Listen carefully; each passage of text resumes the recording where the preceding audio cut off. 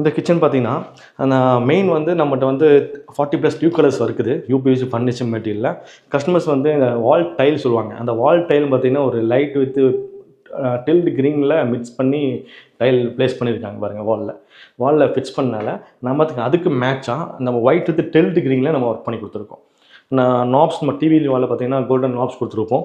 இங்கே வந்து golden handle கொடுக்கும்போது ரொம்பவே சூப்பராக இருக்குது.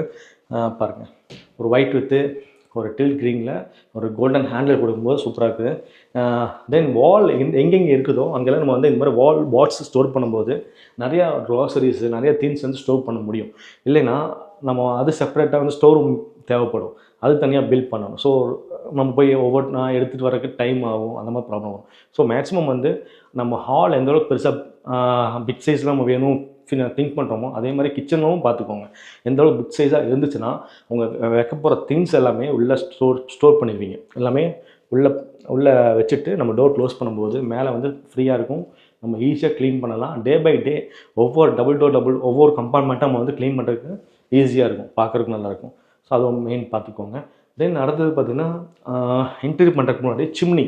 இந்த சிம்னி வந்து பிஃபோர் வந்து நீங்கள் இன்ஸ்டால் பண்ணால் மட்டும்தான் அந்த சிம்னி கம்ப்ளீட்டாக கவர் பண்ணி நம்ம அதுக்கு தகுந்த மாதிரி பாட் செட்டப் பண்ண முடியும். நம்ம இன்டீரியர் பண்ணி முடிச்சதுக்கப்புறம் சிம்னி மாட்டிங்கன்னா அந்த ஸ்பேசஸ் கிடைக்கும். நம்ம பண்ணிடுவோம், அந்த ஸ்பேஸ் விட்டுருவோம்.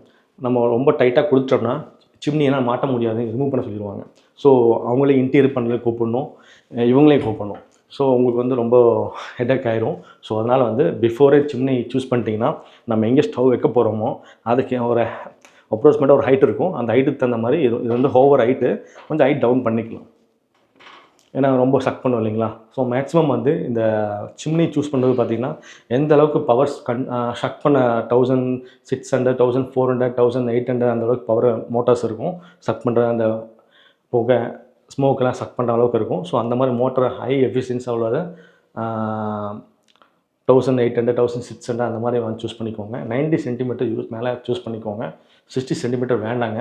ஏன்னா நம்ம வந்து நான்வெஜ் சவுத் இந்தியனாவே நிறைய டிஷ்ஷஸ் நம்ம யூஸ் பண்ணுவோம் இல்லைங்களா? நிறையா திங்ஸ் நம்ம குக் பண்ணுவோம். ஸோ அதனால் வந்து 60 சென்டிமீட்டர் ஸ்கிப் பண்ணிவிட்டு 90 சென்டிமீட்டர் வாங்குறது அட்வைசபிள். கொஞ்சம் ஈஸியாக இருக்கும் உங்கள் ஸ்மோக்கில் வராமல் இருக்கிறதுக்கு. அடுத்தது ஆரோ. மேக்ஸிமம் எல்லா வீட்லையும் இப்போ ஆரோ வந்துருச்சு. ஏன்னா மோஸ்ட்டாக வந்து சால்ட் வாட்டர் தான். வாட்டர் ப்ராப்ளம்னால சால்ட் வாட்டர் தான் நம்ம ஆரோ கன்வெர்ட் பண்ணிகிட்ருக்கோம். ஒன்று வாலில் ஹேங்கிங் பண்ணுவோம். ஏன்னா வாலில் ஹேங்கிங் பண்ணிங்கன்னா அந்த இடம் வந்து நம்ம க்ளீன் பண்ண முடியாது. கை விட்டு க்ளீன் பண்ணுறதுக்கு ரொம்ப கஷ்டம். ஸோ அதனால் வந்து அதோட வால் ஹேங்கிங் விட அண்டர் சிங்க்குள்ளே அண்டர் சிங்க் ஆரோ பார்த்திங்கன்னா 3000 to 8000 டிஃப்ரென்ஸ் வரும். அதில் நம்ம